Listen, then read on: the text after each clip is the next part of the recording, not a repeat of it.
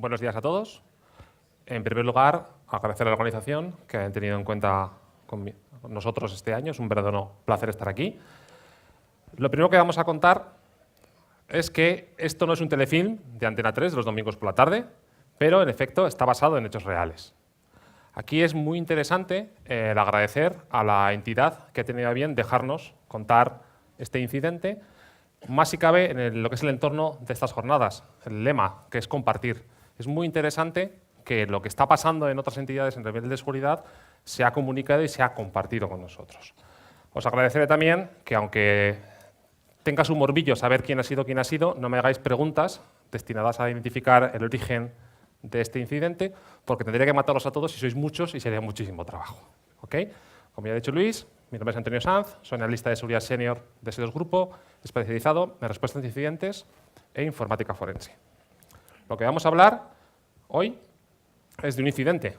Nos vamos a hacer referencia fundamentalmente a la guía CCN STIC 817 de gestión de ciberincidentes, que lo que decimos es que tenemos que identificar el incidente, tenemos que contenerlo, tenemos que erradicarlo, tenemos que recuperarlo y, sobre todo, tenemos que aprender de ese incidente. Antes de que empecemos, nos vamos a quedar con un número muy importante, 106. Ahora mismo no tiene ningún sentido, pero os aseguro que luego nos haremos buena cuenta del mismo. Y una pregunta para todos. ¿Cuántos tenéis Outlook en vuestra empresa como cliente de correo? Levantadme la mano, por favor. Yo no, perdón. ¿Vale? Esta charla es muy interesante porque Microsoft Exchange es el servidor de correo por defecto en más del 90% de la administración pública y del IBEX 35. Lo cual es bastante interesante que nos hagamos idea de la expansión que tiene este servicio a las empresas. Muy bien. Empezamos con la identificación del incidente. En este caso, la identificación es muy sencilla porque nos viene dada. Nosotros, como empresa, tenemos desplegadas una serie de reglas de Yara en una serie de entidades y, en este caso, tenemos un grupo de ciberespionaje al cual le llevamos haciendo un seguimiento muy cercano durante varios meses. Nuestros expertos en reversing han cogido varias piezas de malware que hemos detectado de otros incidentes y hemos desarrollado una serie de reglas de Yara muy fieles, es decir, casi no tienen falsos positivos, por lo cual si esa regla salta, la probabilidad de que tengamos ahí un bicho es prácticamente del 100%. Es un grupo y un cliente en el cual, pues obviamente, es de alta importancia para nosotros, por lo cual montamos el grupo de respuesta y nos vamos corriendo a la organización. ¿Qué nos encontramos? Pues nos encontramos con una situación que es clásica, prácticamente diaria. Nos encontramos que la regla de Yara ha saltado en un adjunto malicioso que está metido dentro de un correo.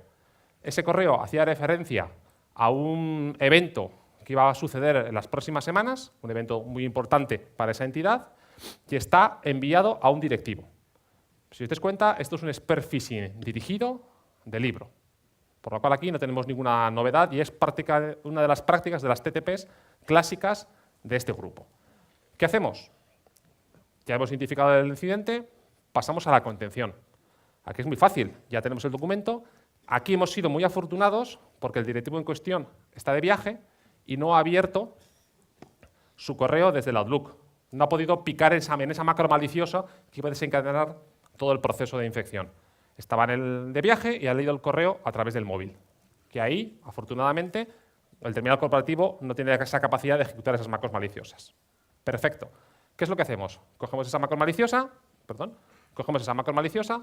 cogemos el documento que hay detrás, que es el dropper que tenemos marcado, verificamos de nuevo con nuestras reglas Yara que se corresponde con una herramienta del grupo que estamos siguiendo, extraemos los IOCs, en este caso el dominio de C2 y una serie de patrones que tenemos en el documento, y lo que hacemos es compartirlo con la entidad superior, con el INCIBE, CCNCERT o CNPIC, la que corresponde con su cuestión, para que la comparta con el resto de entidades afectadas, por ver si ellos también han sufrido un ataque de spear phishing de esas características.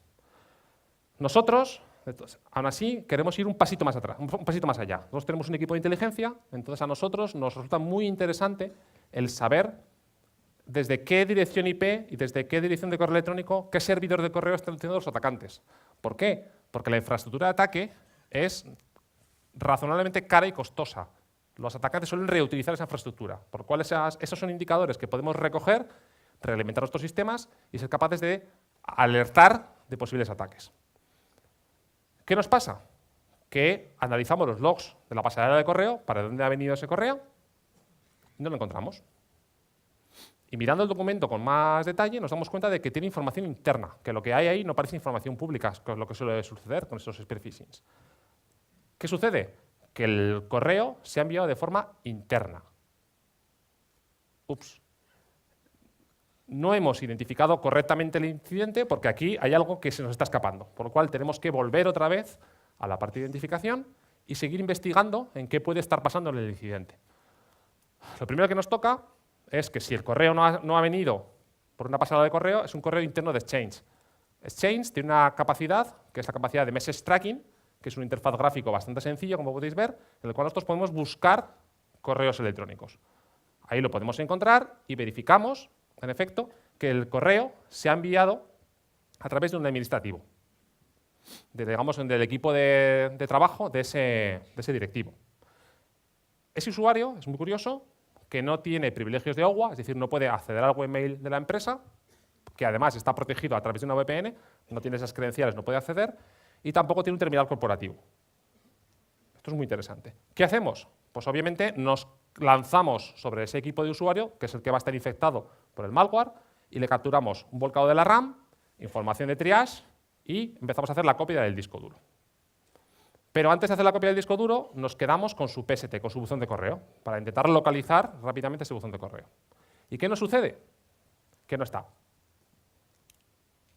Esto ya empieza a ser un poco más sospechoso, porque si el usuario no tiene OWA y no tiene móvil corporativo, el correo tendría que estar en su buzón.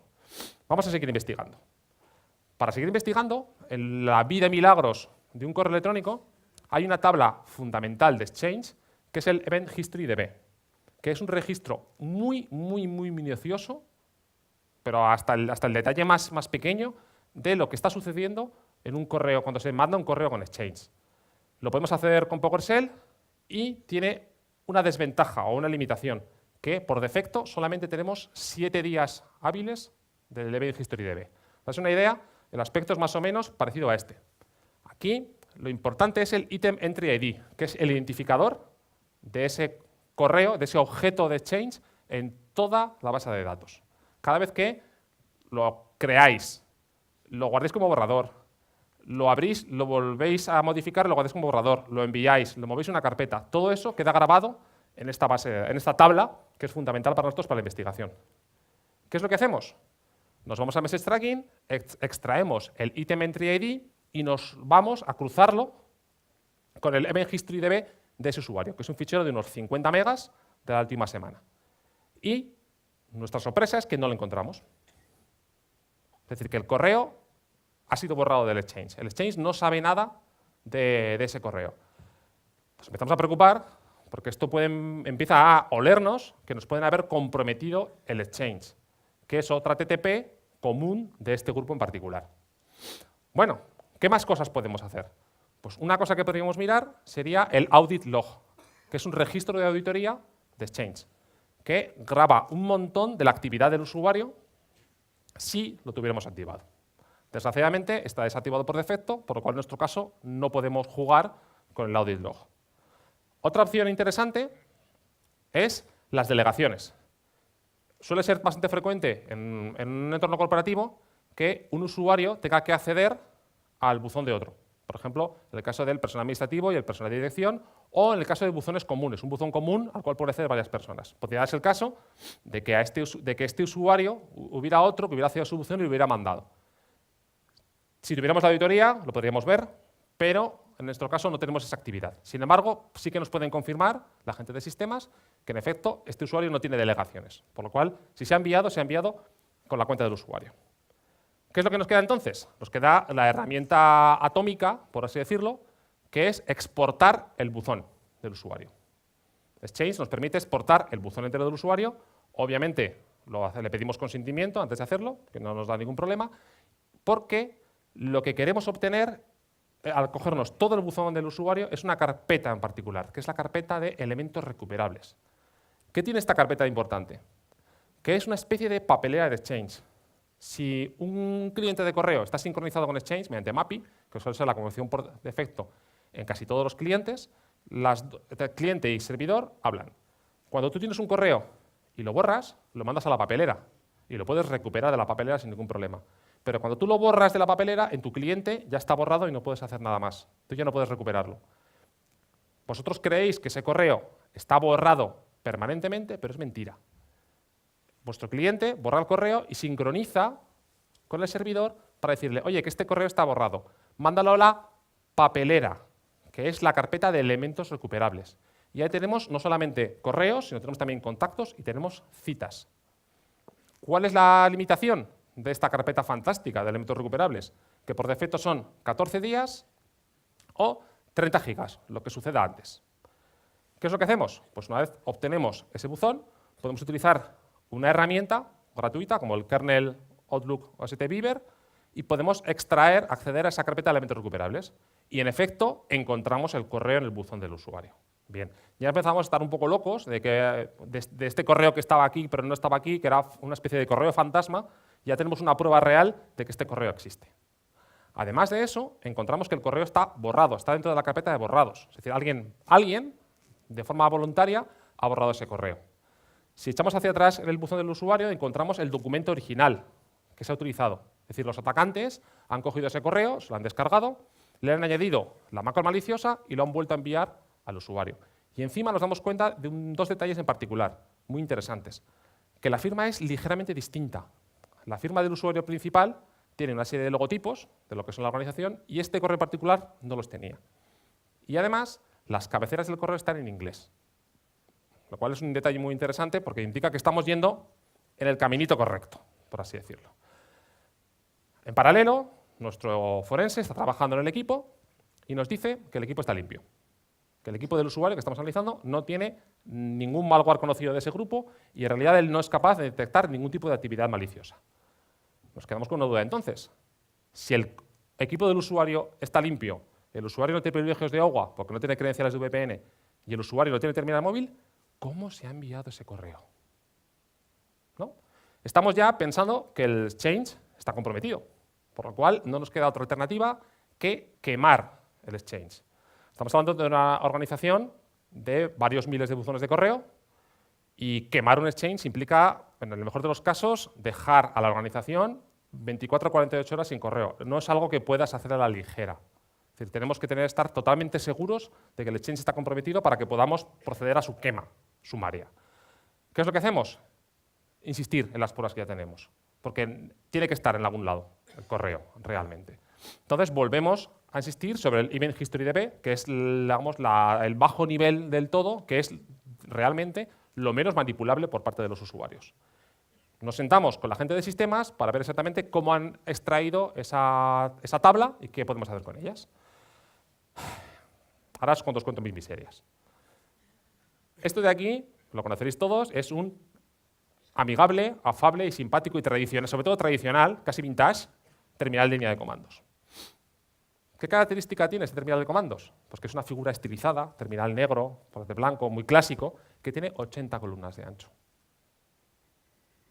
¿Qué importan estas 80 columnas? Bastante. Porque esta es la salida del comando del Delete Elementary ID.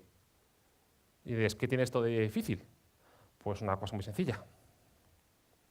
Que tal como está formateado en 80 columnas, la salida se va a varias líneas.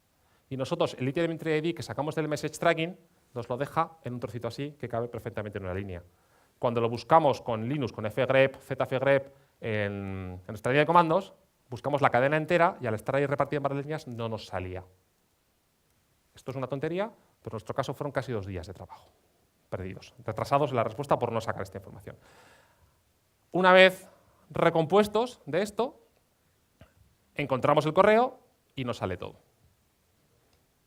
Perfecto. Encontramos que en el momento T correcto se creó el correo, 5 minutos más tarde se envió ese correo y 1 minuto más tarde ese correo se borró. Y lo más interesante, ¿desde dónde se envió? Del OWA. De ese OWA que la gente de sistemas y la gente de redes jura y perjura que el usuario no tenía acceso. Bueno, nos toca entonces irnos al OWA y a ver qué información somos capaces de sacar.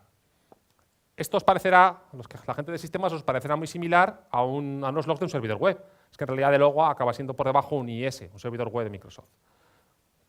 Cientos de megas, es un clúster de Exchange, varios servidores, al final son cientos de megas de logs, pero bueno, trabajamos en respuesta ante incidentes, lo que se nos da bien es trabajar con logs. Empezamos a trabajar con ellos y aquí el personal de la organización nos es súper útil porque nos identifica muy rápidamente un user agent muy frecuente, que es Firefox. En esta entidad se trabaja con Internet Explorer y con Chrome y habitualmente se aplica el principio de lo que se come se cría. Los usuarios en su casa también utilizan Internet Explorer y Chrome, por lo cual es infrecuente que encontremos eso ahí. Por lo cual lo que hacemos es pivotamos sobre ese user agent y rápidamente encontramos una IP pública en los logs del OWA que no corresponden con el OWA original. Curioso, ¿no? ¿Qué creéis que vamos a encontrar en esa IP? ¿Tenéis alguna predicción? ¿Alguna cosa? Pues nos encontramos esto.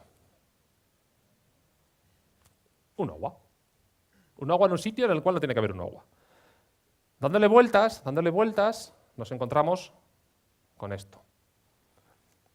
Hay un acceso externo para lo que es el OWA, que está protegido por la VPN, pero luego además hay un acceso para los terminales corporativos. El acceso de Exchange para terminales corporativos se hace mediante ActiveSync, que utiliza el puerto 443. Pero ese puerto además es el que se usa para OWA. ¿Qué es lo que sucede? Que cuando la organización montó ese ActiveSync, sin que nadie más lo supiera, estaba dejando un acceso al OWA a toda la organización. ¿Correcto? ¿Qué es lo que usaron realmente los atacantes para entrar en este sistema? Pivotando de forma adicional, encontramos otra IP pública de la organización, encontramos otro acceso a ActiveSync, que es el backup del acceso de los terminales móviles, y encontramos 3 usuarios más a los cuales se les ha accedido al correo. Bueno, ya por lo menos hemos identificado el incidente, ya sabemos por dónde han entrado los atacantes y qué es lo que han empleado, por lo cual podemos ya pasar a la fase de contención. La fase de contención es muy simple en este caso, porque lo único que hay que hacer es cerrar esos OWA piratas, por así decirlo. El cortafuegos permite el bloqueo de URI, de patrones en URI, por lo cual todo lo que es OWA y una serie de patrones más los bloqueamos rápidamente y cerramos esa vía de entrada. Y obviamente le decimos a los usuarios que cambien todas las contraseñas. Con esto contenemos el incidente. La erradicación del incidente pues es un poquitín más compleja, porque hay que revisar que todo está limpio, que no tenemos nada ya metido dentro de la organización. Lo que hacemos es revisamos todos los equipos de los 4 usuarios afectados para comprobar que no tienen ningún malware. Revisamos todos los correos que han mandado en los últimos 2 meses, que es lo que estimamos que es el inicio de lo que es el ataque. Y sobre todo revisamos los logs del OWA. Revisamos minuciosamente los logs del OWA y nos encontramos con una cosa muy particular, que es que vemos que los atacantes han podido entrar en unas fechas al buzón del usuario y llega un momento en el cual ya no pueden entrar. Pero se ve varios intentos de login, varios, y un subset pequeño vuelven a lograr el acceso. ¿Qué es eso? ¿Qué interpretamos de ese log? Pues que en ese momento se ha aplicado la política de caducidad de la contraseña y el usuario tiene que cambiar la contraseña, pero que los usuarios de esa organización reutilizaban patrones. Es decir, que su contraseña era Pepito 2017-01. La siguiente, Pepito 2017-02. Tal forma de que, aunque los atacantes perdieran la contraseña, resultaba muy fácil volver a ganar acceso a la misma. ¿Ok? Una vez ya erradicado el incidente, que en nuestro caso es relativamente sencillo, podemos pasar a la fase de recuperación. Aquí lo primero que tenemos que hacer es evaluar el impacto del incidente. Según lo que podemos recoger de los logs, estimamos que a esos 4 usuarios, más o menos en media, entre 15 días y 2 meses, los atacantes han podido acceder a todo el correo que entraba en el inbox. No han podido acceder a los correos archivados y no han podido acceder a todos esos correos que estaban fuera del inbox. Dado que los atacantes evitaban el horario, digamos, laboral de la organización, el impacto ha sido razonablemente limitado para lo que podía haber sido. ¿Correcto? ¿Qué nos toca hacer como parte de la recuperación? Pues lo primero que hacemos es una auditoría de fortaleza de contraseñas para confirmar, desgraciadamente, que el reuso de patrones está bastante extendido en la organización. Y una vez los atacantes se pueden hacer con una, digamos, contraseña maestra, el poder recuperar otras posibles contraseñas futuras es relativamente fácil. Lo cual nos obliga a invertir o a desarrollar un plan de concienciación de usuarios, sobre todo en el tema relativo a la gestión de contraseñas. También nos obliga a revisar los logs de una forma mucho más intensa y para cerrar el acceso de los terminales móviles, porque nada en realidad, hablando un poco en derivada, nada impedía a los atacantes configurarse un terminal, ponerse ahí el ActiveSync y entrar al correo por ActiveSync. Lo que hacemos es desarrollar una lista blanca de móviles. Exchange nos deja, a través de lo que se llama el Device ID, que es un identificador propio de cada terminal, generar una lista blanca, de tal forma de que solamente los terminales con ese Device ID sean capaces de conectarse al Exchange. Podemos hacer que solamente los terminales corporativos se puedan conectar. Bueno, lo importante, nuestras lecciones aprendidas. La primera y la más fundamental. Los atacantes están siempre probando, siempre probando. Van a buscar cualquier forma de entrar en vuestra entidad. Si estáis en su lista, estáis en su lista. Ya sea hoy, ya sea mañana, ya sea dentro de 3 meses, lo van a conseguir, porque lo están intentando siempre. La siguiente conclusión es que tenemos que revisar el perímetro. Si os dais cuenta, aquí los atacantes encontraron una cosa que la organización no sabía que tenía. Encontraron un OWA en un sitio en el cual no tiene que haber un OWA. Como no sabíamos que estaba, no pudimos controlarlo, no pudimos securizarlo y le dimos vía libre a los atacantes. La siguiente, doble factor de autenticación. Ya es el año, ya no hay excusas, hay muchísimas formas de hacer una doble factor de autenticación. En todos los accesos externos, nadie entra a vuestra organización sin tener un usuario y una contraseña y algo más. En nuestro caso, otras credenciales de la VPN para lo que es el OWA y en nuestro caso la tenencia del propio terminal para lo que sea el acceso por móvil. Luego, usuarios. Si os dais cuenta, si los usuarios hubieran tenido contraseñas robustas y las hubieran cambiado de una forma consecuente, este ataque o no se habría producido o el impacto se habría reducido sensiblemente. Hay que enseñar a los usuarios a poner contraseñas robustas, a defenderse de ataques de spear phishing y, digamos, a mantener una buena postura de seguridad. Y luego, obviamente, el tema de los logs, que en nuestro caso son nuestros mejores amigos. Como decía antes Javier, en la presentación, si no tenemos registros de actividad, los que venimos después, que somos los detectives, tenemos muy poco realmente con lo que podemos trabajar. En este caso ya tenéis 2 registros muy interesantes, tanto el registro de elementos recuperables del que hemos hablado y sobre todo el Event History DB. ¿Durante cuánto tiempo tendríamos que recoger esa información? Pues durante, en media, 106 días, que son algo así como 3 meses y medio, que es lo que FireEye, que están en la otra sala, está diciendo más o menos ahora mismo, que es el tiempo medio que están los atacantes en vuestra organización comiéndose hasta los yogures caducados. Por lo cual, yo ya predico siempre el actúa como si estuvieras comprometido, el famoso assume breach que dicen los americanos, pero yo ya lo condimento un poquito más. Es decir, ya no es asume como si estuvieras comprometido, sino asume como si estuvieras comprometido hace como poco 3 meses y medio. ¿Ok? Bueno, luego, además de recoger toda esa información, lo que tenemos que hacer es procesarla. Ahora mismo tenemos muchísimas formas de procesar esa información. Tenemos muchísimos SIEMs, muchísimas herramientas comerciales, herramientas gratuitas, hay muchísimas formas de procesar esa información. Aquí os he puesto una suite basada en LK, que es una open source y que tiene una potencia realmente brutal para hacer cualquier cosa que se os ocurra. Tenemos que recoger esas logs y monitorizarlos. Si alguien hubiera estado mirando los logs del OWA, nos podemos haber dado cuenta de esos intentos masivos de ataque y haberse preocupado por ver esa información. De decir, oye, ¿por qué ahora no pueden y de repente ahora sí que pueden? Eso es una anomalía muy seria, nosotros podríamos haberla detectado. Y para terminar, me gustaría una micro batallita y presentaros a unos colegas nuestros que son básicamente un cuadro de piqueros de los tercios de Flandes. Esto en el siglo XVI era exactamente lo último que quería un atacante ver delante. Lo último, era la defensa más robusta y más recia que se podía encontrar en un campo de batalla. Así que os exhorto a que seamos todos un poquito más tercios y que defendamos. Muchísimas gracias.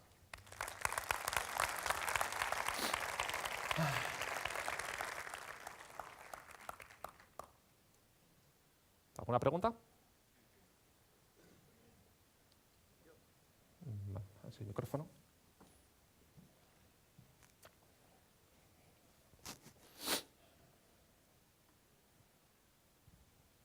Hola, buenas tardes. Buenos días. Con respecto al Device ID, que aparece en el log, yo lo he visto, en los ISA server. En el teléfono, ¿cómo podemos averiguar ese identificador para relacionarlo con el log? Pues ese teléfono en los terminales Android lo puedes sacar. Ahora mismo no me acuerdo, pero hay una operación para sacarlo, identificarlo de forma adicional. Y si no, la forma más sencilla es que en Exchange tú puedes establecer lo que se llama una quarantine list. Es decir, tú lo que haces es decir, todos los teléfonos, los Device ID que no conozca, los metes en este saco.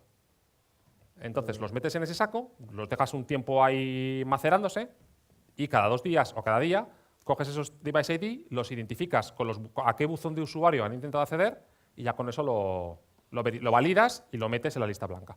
Sí, es una forma muy genérica si quieres hacerlo. Es que soy integrador de SIEM y he sacado alertas, pues eso, lo que has comentado tú antes. Claro. Eso, por ejemplo, también se puede integrar. ¿Sabes? Eso sería un indicador de SIEM perfecto que cuando se bloquea a un usuario. ¿Qué es lo que pasa? Te vas a encontrar con un montón de problemas porque los usuarios de las organizaciones grandes son muy listos y se intentan colocar el correo corporativo en sus terminales personales. Pues ahí tienes una alerta clarísima de no conformidad con la política de seguridad de la organización. Cuando se caducan las contraseñas, pues otro falso positivo suele ser ese, que caduca justo por la noche, un montón de reintentos, luego uno positivo a las 8 de la mañana. Pero bueno, Correcto. es parte de la vida. Exactamente, eso es tu trabajo. Vale. ¿Alguna pregunta?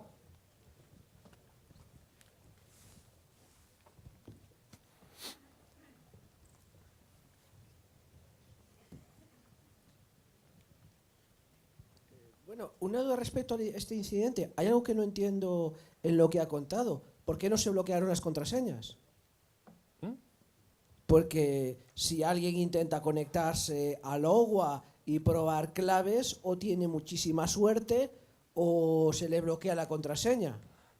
Todo depende de la política de contraseñas que tú sigas, sobre todo la política de gestión de contraseñas. Es decir, tú en Microsoft puedes decir que la contraseña se bloquee tras X intentos y que se bloquee durante X periodo de tiempo. En esta organización, porque al parecer tenía muchos problemas con los bloqueos de contraseñas, pusieron una política relativamente laxa.